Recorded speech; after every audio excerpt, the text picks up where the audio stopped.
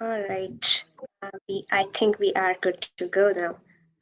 So let me just bring up a small slide presentation that we have. Are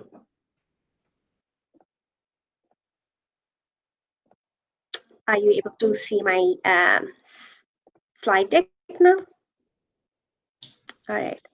So just to begin, everybody, I'm just going to give a short introduction on Products by Women. So, Products by Women is a diverse community of network for women in technology, innovation, and beyond.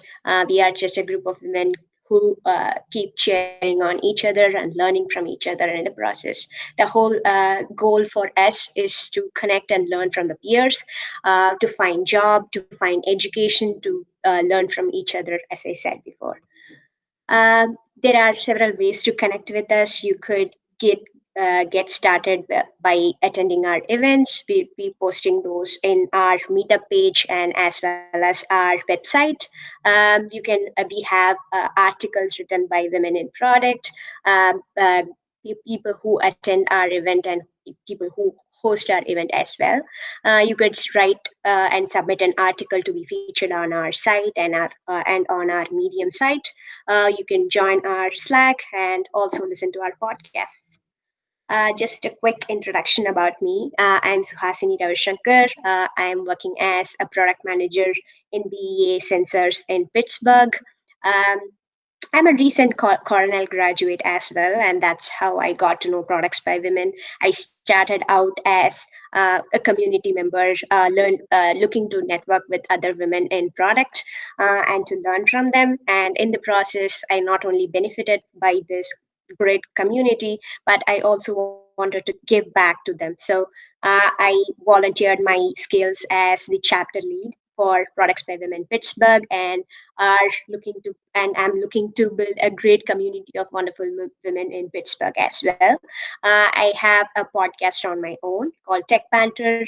We just wrapped up our first season and looking to you know uh, uh, steer into a new direction with our second season, and you can watch it for that as well. Now let's talk about Suzy. She is the head of marketing and communication in ARM in Pittsburgh. She has been in the steering wheel of technology and consulting firms for a long time now, for more than 10 years. She has helped launch 16 new companies, not only in IT and not only in robotics, but also in diverse fields such as healthcare, media, manufacturing, medical devices, finance, retail, etc. She drove strategy and implementation for 10 plus acquisitions.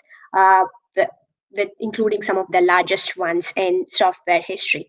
How I got to know Suzy is I was just looking for great role models here in Pittsburgh to connect with and to start building my network here in Pittsburgh. I came across Susie's LinkedIn page, and she was very kind to start having these conversations and was very interested in sharing her skills with young entrepreneurs and young people as well. So that's how we have Susie here.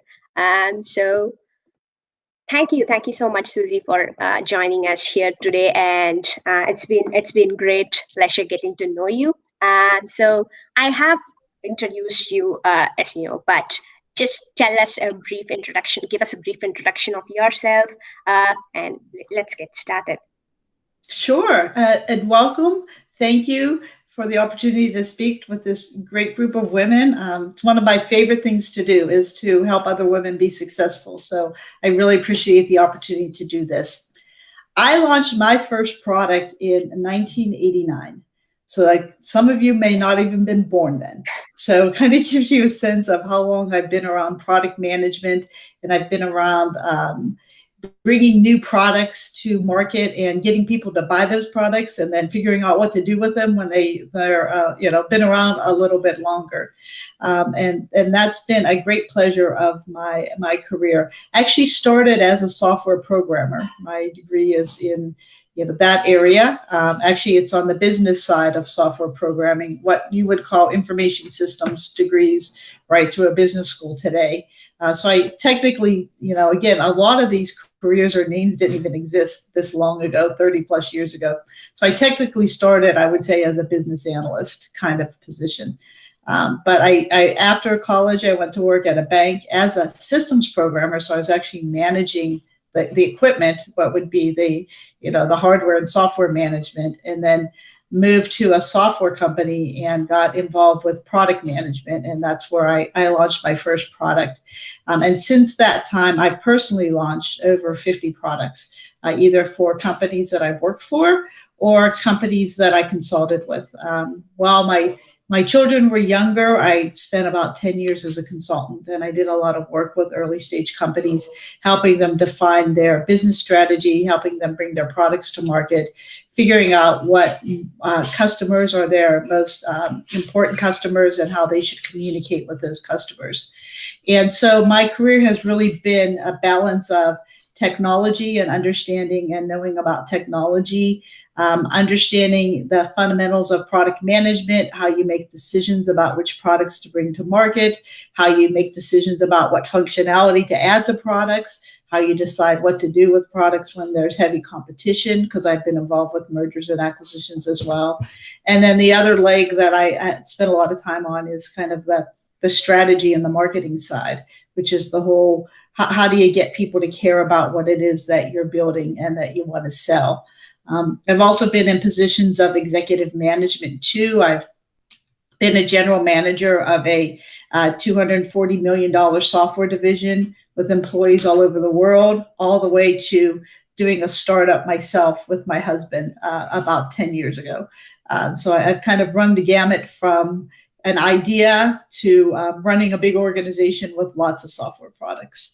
And it's been a wonderful. People say, how did you end up in tech? And I said, well, I went to school to be an accountant. Then I took my first programming class and decided I liked that better. And that's been my career now for over 30 years. And what a wonderful career arc it has been. So you mentioned that you have been in the steering positions as a woman executive for a long time now. So from what we can understand, being in the professional world, there are certain struggles and pain points that we can come across as a woman in a leadership position. So what are some of the things that you have come across in your experience? What are your learnings from them, and how you learn to adapt with the situation? That's a great question. And in some ways, I was somewhat lucky being the age that I am, because I was a kind of a first generation person working at a technology company. Bill Gates is not that much older than I am, fortunately or unfortunately. And so when I entered the profession, it was fairly brand new. And so there weren't any preconceived notions about, men or women in those roles. We were all kind of pioneers moving into these roles. And it's interesting because I've done a lot of research in that area. And actually, there were more women in getting computer science degrees and in what I call IT or technology roles in the 1980s than there are today. And that's kind of freaky to me, but I understand why. So a lot of analysis has gone into this. And the one thing that people point to is the Game Boy, right? The invention of the Game Boy and gaming really focused technology and computers more towards men or boys than girls, right? And then we started to see a lot of started to see some TV shows, and unfortunately, women were presented images of, men who haven't showered for a month wearing hoodies, like huddled over their screens, and they weren't really given a good representation of all the different opportunities that exist in technology, like product management. Like women were only taught to believe that only being a programmer is your only course of action in technology. And so in some ways, we've had to undo a lot of those perceptions that have been created by the media and that had been caused by targeting technology and computers more towards men than women. The good news is that those trends are starting to reverse. For instance, you're in you're in Pittsburgh now, and you know that Carnegie Mellon University, Cornell may have done the same thing, but Carnegie Mellon University several years ago made a commitment to ensure that at least 50% of the people enrolled in their computer science program were women, right? And so you start to see those kind of trends that are really good. For me personally, I think the biggest challenges tend to come not necessarily through the roles themselves, but the market sectors that I may have been focused in, because some are more traditionally oriented than others. So if I was in the role of a product manager, but supplying products, for instance, to the finance industry, that's an industry which is much more male dominated, right? And so it was a lot harder for me to establish credibility in that environment as a product manager or somebody who's developing strategy for technology projects. In terms of my own career itself, like I said, I've been lucky. Maybe it's the combination of my age. Maybe it's because I've been in Pittsburgh, and Pittsburgh's a good environment, and I kind of grew up with Pittsburgh as it grew into the technology environment that you're familiar with today. But I wish I could give more advice other than the advice that I give women all the time, which is there are many different types of jobs that you can have in technology, and product management is probably the one that's the most fun. And if you could find your way into that type of a role, not only is it fun and exciting, it really prepares you to run your own company as well too. And so I would say that the more work that everybody on this call or listening to this is able to do on the product side, but give themselves exposure not to the technical issues, but also the marketing and sales issues, it really helps round out your career and your ability to move in an organization. I know the first year that I was a product manager, I went on over 200 sales calls because I really wanted to understand the sales process and why people picked my product or didn't pick my product. And so I guess that's the best advice I would be, is that even if you're the type of person who feels more comfortable sort of not being out in the crowd or meeting with people, get yourself past that so that you can understand that the marketing and sales as much as the developing the use cases and the business analysis side of products. Right. That leads right on to my next question. So you have been in a product-oriented role in many different companies, but the one that you are in and the one that I got to know you through ARM is a robotic manufacturing company. So it has a blend of both hardware components and software components, and added to it is the B2B aspect of it.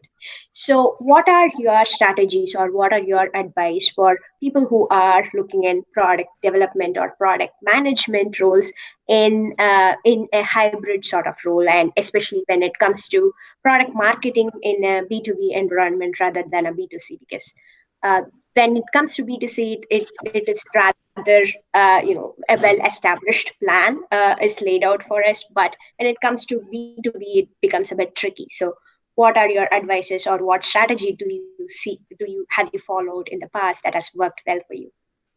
Yes, a great question. And again, my background is almost all B2B as well too. So I don't claim to be an expert on B2C, although I did a few consulting projects in that area. I think the most important thing to realize is that everything is being blended. And my background is been traditionally software oriented. I did a few forays into, from when I was consulting, into medical devices, but it's mostly been software oriented. And so it's been a real change for me personally to be involved with robotics. And as I've been there for 3.5 years, and the biggest evolution that I see is that what's happening with robotics is what happened in software 20 years ago, where the importance of interoperability, the importance of middleware, the importance of these hardware devices being able to speak and interact with each other, what we see happening with IoT. So that blending of hardware and software is just going to continue to be more and more prevalent, no matter what industry people are getting into. And so I think it really does make creating your breadth of expertise, if you're looking at it from a technical perspective, much harder, because you need to understand both components, right? You actually need to understand a lot of components today. You need to understand software, you need to understand hardware, you need to understand networking and communications and middleware and interoperability. But that certainly is the trend that we see happening, that I see happening, and even with robots, which no matter what you see from all those Terminator movies or what else, robots are still pretty stupid, and they need a lot of guidance, and they're not out there ready to take over the world. They're not even close, even though people may portray them that way in the media. They are definitely changing jobs, but jobs have been changed from automation for 500 years, so it's not anything different. But what will happen is that the ability for software to allow robots to interact with other things, maybe an ERP system or a logistics system or an accounting system or whatever it may be, is going to become really, really important. And that's a real opportunity for any of you here who are looking at, where you can go with your career, that ability to sort of think about how software can continue to enhance the value of machines like robots is going to be a really, really hot area. Right. So you touched on it a bit, but I want to focus on something that you mentioned earlier.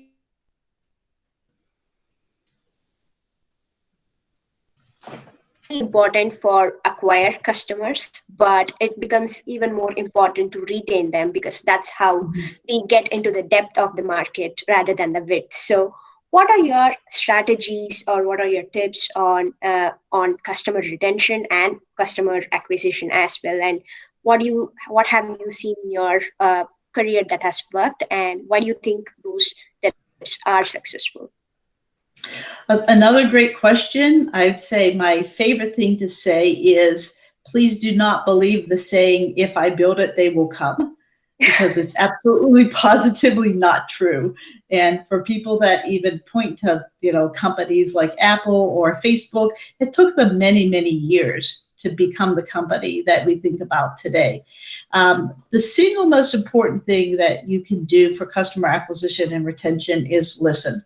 And I know that sounds trite, but what I see happening a lot with early stage companies is that they believe that they know what customers want before they even have given them a product. And companies are almost always wrong. I've mentored over 100 companies, and the majority of them have pivoted.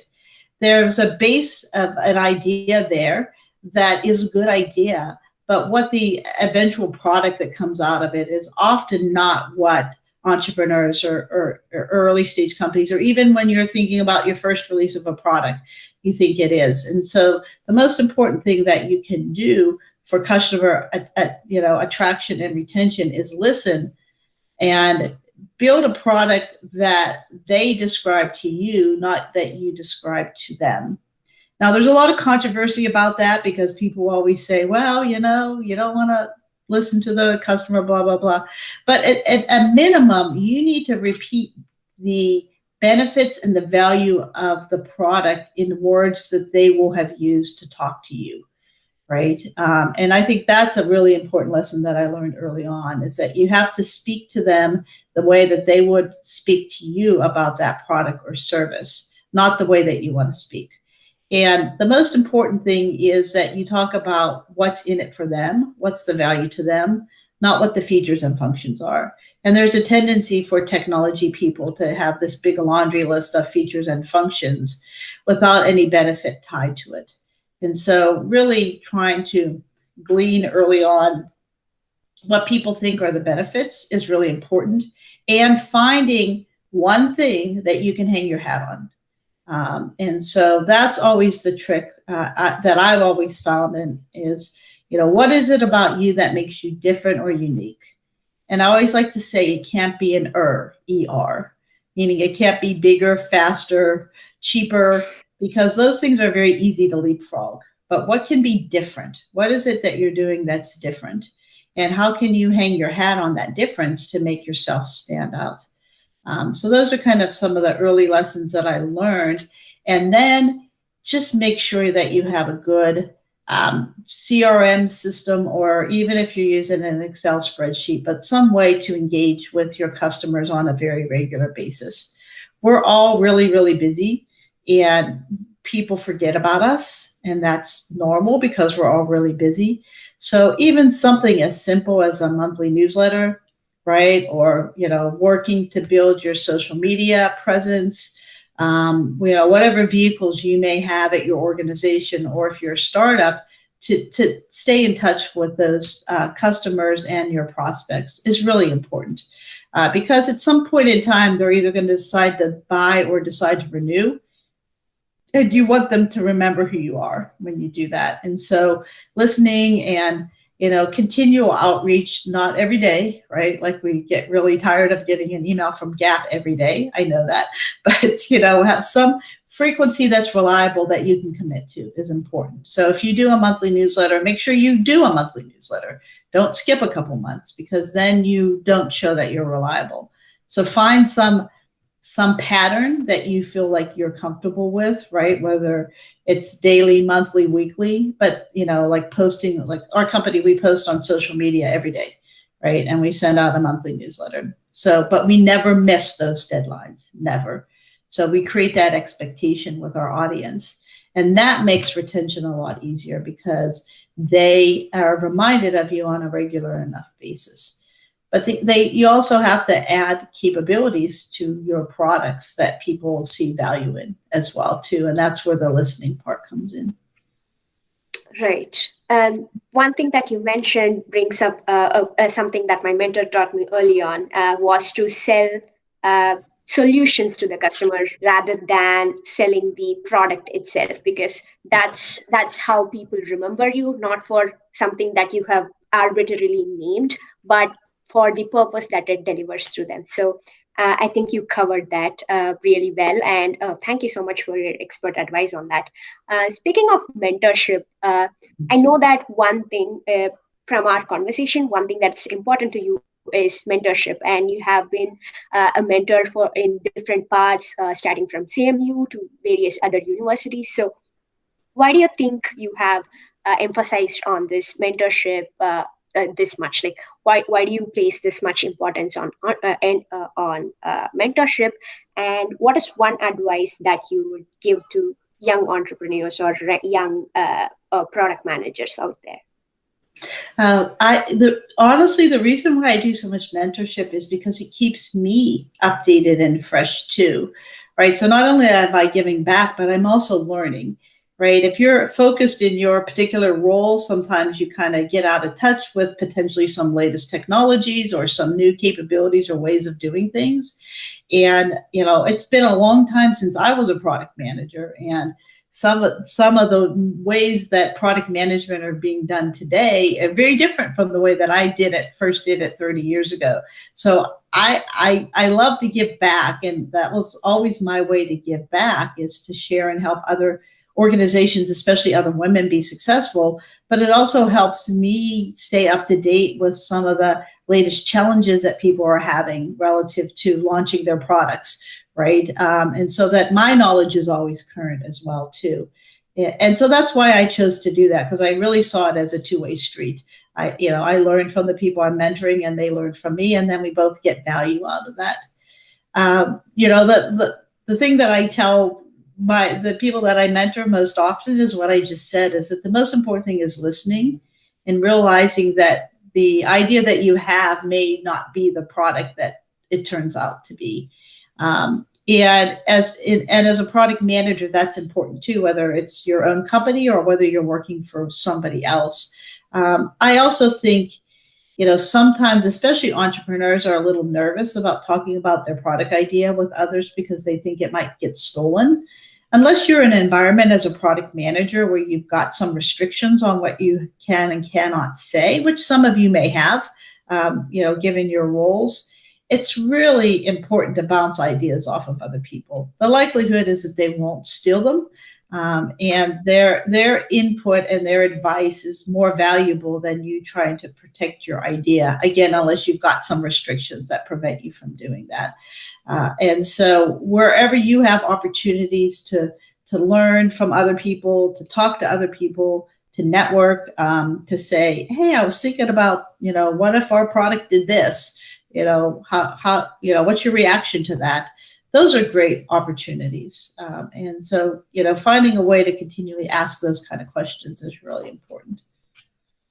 Right. I really, I second your advice on building up on ideas, because as something that I have seen work for me as a young PM is to gain those experiences and, by talking, and also by building upon ideas from others. I think it brings up a different perspective of the problem that you're trying to solve, or from a different, when you hear the problem phrased differently, that clicks some other ideas in your mind. So I completely agree with that.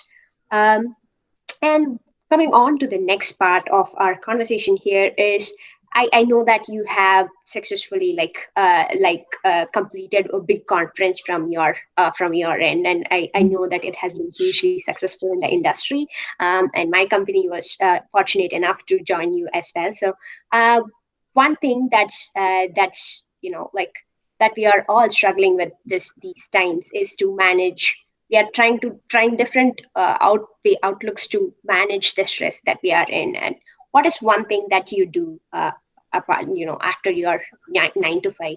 Definitely not 9 to 5, but whenever your job day gets over, what is your one thing that you do to relax and de-stress and motivate yourself for the next day?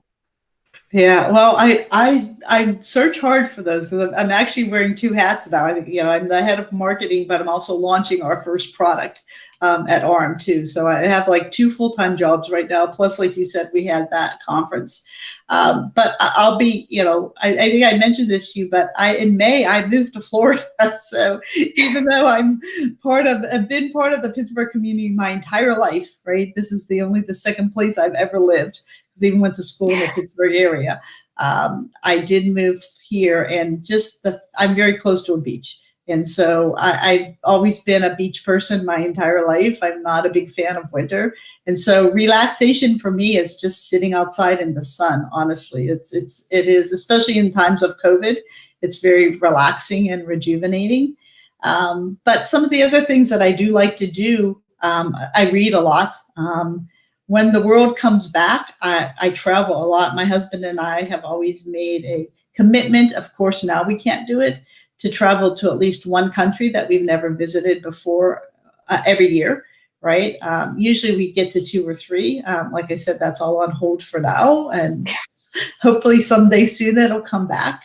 I love live music. I try to go see as much, again, don't see as much of that now, but try to go as many concerts. Or I love plays, musicals, and things of that nature. So for me, relaxing is just getting a different experience that, like I said, that can be rejuvenating, whether it's live music or live play, or being at the beach or out in the sun, or seeing something that I haven't seen before.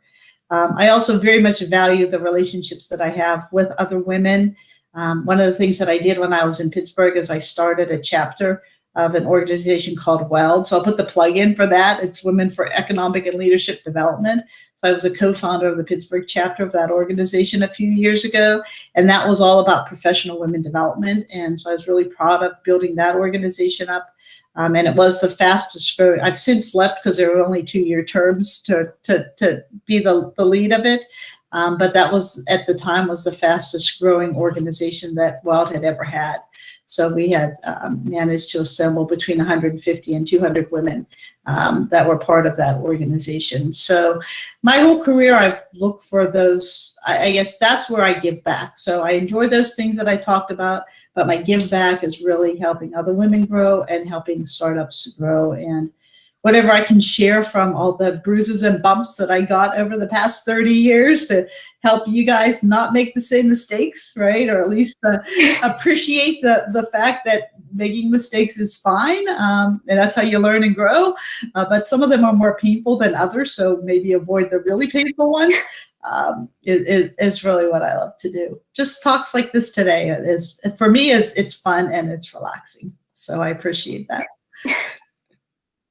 Great. Thank you so much for spending your time with us, Suzy. It's been wonderful talking to you and getting to know you through the process of this whole thing. So, with that said, we have come to the end of our conversation here. I'll be leaving your LinkedIn and your email address that you were kind enough to share with us here in the comment section. Okay. So people can get in touch with you and learn from you and build this network and connection from here on. Thank you so much, everyone. Thank you for joining us today, and we hope to see you in another one of our programs. Thank Thank you. you. Bye bye. Thank you. Bye bye. Bye, everyone.